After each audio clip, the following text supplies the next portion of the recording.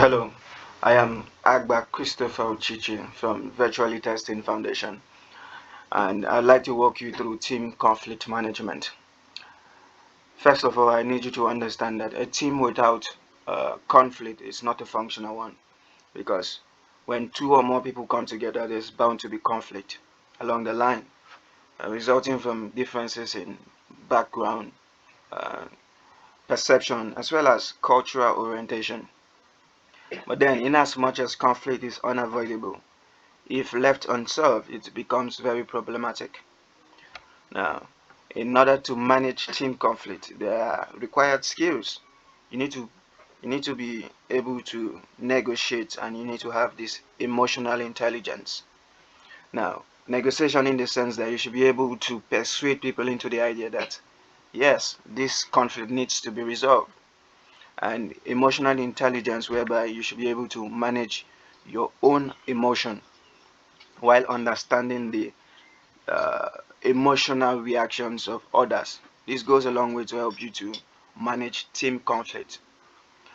With that being said, team conflict management is basically the process of resolving disputes amicably within a team. Now, team conflict uh, is an interpersonal misunderstanding or disagreement between two or more members of a team, which affects the results of their teamwork.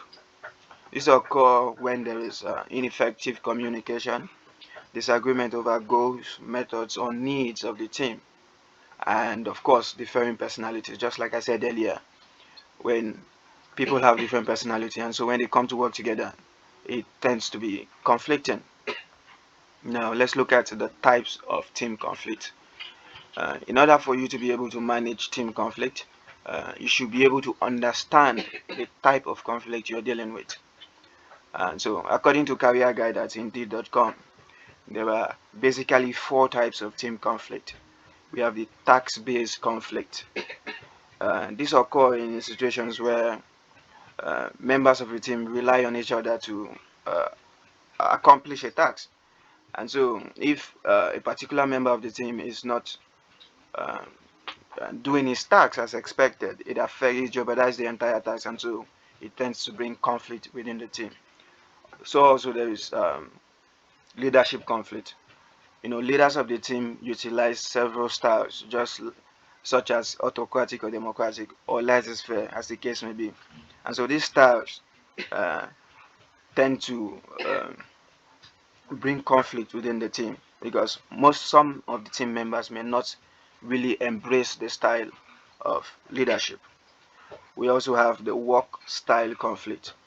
Now, and the way people work in a team tend to conflict with that of others.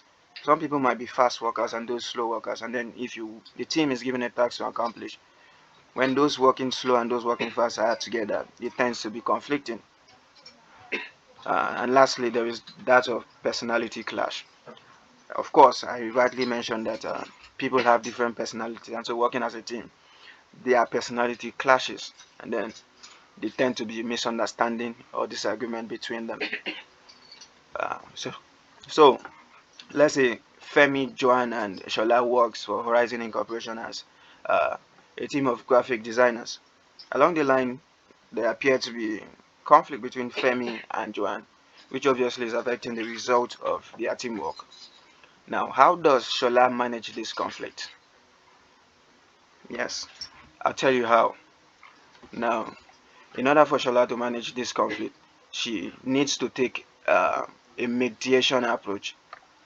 Regardless of the fact that she might be the team leader, she needs to take a mediation approach whereby she tries to understand the reason behind the conflict by speaking to the parties involved separately, trying to understand their own viewpoints of the conflict. And by so doing, Shola needs to be uh, objective without apportioning blame to any of the members, but seeing a way where they can reach compromise. And so she doesn't seem unfair.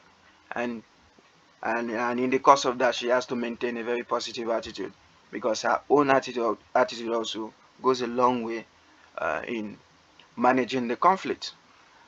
So also she needs to be able to appeal to this sense of this indulgence in the parties involved. I mean, let them understand that people are different, and then they should make compromises or indulge uh, um, people's weaknesses, so to say. And then in the end, she has to find common ground between the parties involved. Find, like, focus on the aspects of the aspects where both parties agree on, and then we can build on that for them to have harmonious relationship. And finally, you should also make uh, an environment where future conflict can be addressed independently. Now, just like we said, conflict is inevitable. So conflict management is very, very important, because it enhances team communication and collaboration. It increases trust and connection amongst team members. I mean, if you and I can work together and be able to settle our conflict, then we can really trust each other. You understand? And then conflict this thing, team conflict management also improve performance and productivities.